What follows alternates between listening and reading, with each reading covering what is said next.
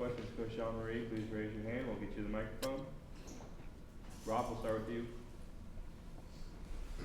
Coach, starting the third quarter there, it's really competitive. Missouri's right in it on Saturday. What clicked for you guys in that last 20 minutes or so to kind of flip the game on defense? Just getting back to who we were, we made some what we felt were uncharacteristic mistakes. Putting our eyes in the wrong place, and they started, really running the quarterback and some design quarterback runs that we didn't feel like we handled very well. We made some of the adjustments at halftime, but really it wasn't anything that we did miraculously. Guys just got back to playing with fundamentals and putting their eyes in the right spot, and we were able to get off the field on third down. Frank in the back. Coach, what do you think is the most important aspect of getting stops on third and fourth down? I think the number one, obviously without going into detail of what the offense that you're going against is knowing the down and distance. I think you have to know if it's third and short, what type of plays, you're going to get, third and medium, third and long. If you have an idea of that, and then obviously through film study and game plan, going to execute the defense. But I think that's the biggest part of it. Nobody wants to be in third and short all game. Obviously, the goal is to get in the third and long, and then obviously knowing where the sticks are and what type of routes you're going to get. I think that makes a big difference. Brant? Coach, I think Juwan Mitchell's had like 22 tackles or something the last 3 games.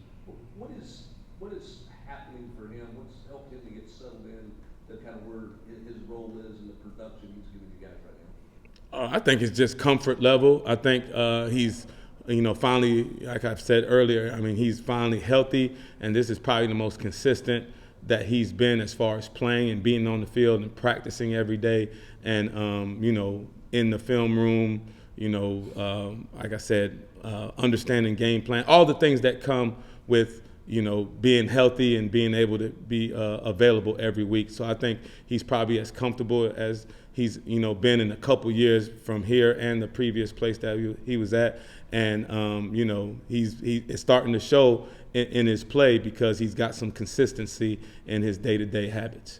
Jimmy and then Vince. Coach, what impresses you and concerns you about South Carolina's quarterback, Spencer Rattler?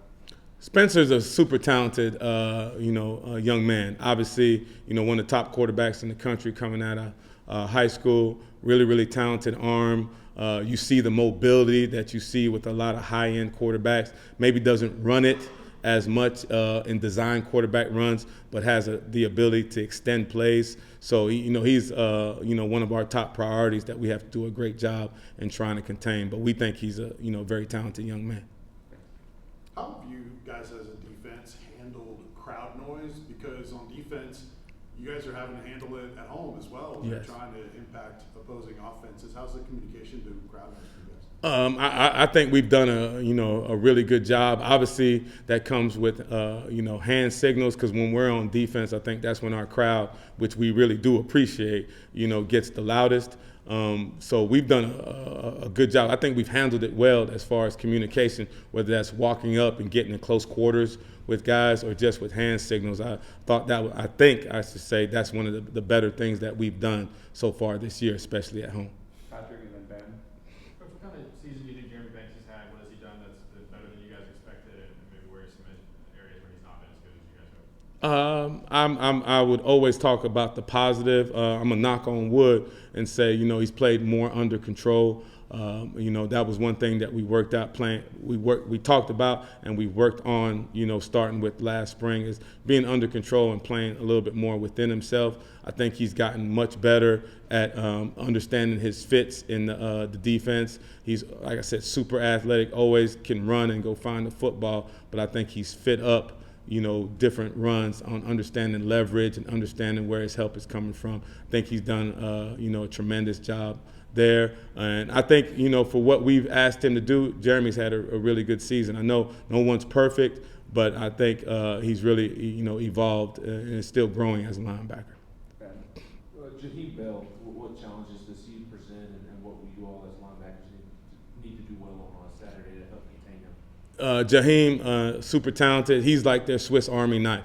line him up all over the field. I know he's got close to 50 carries, as a running back and runs jet sweeps. He's the do-it-all guy for him. So he's a guy we have to pay attention to because they'll line him up, at wide out. He'll line up at tight end. He'll line up at, tailback. He's a guy that they try to feature in the offense and get touches, for. Obviously, his size presents, some challenges for us as an entire defense.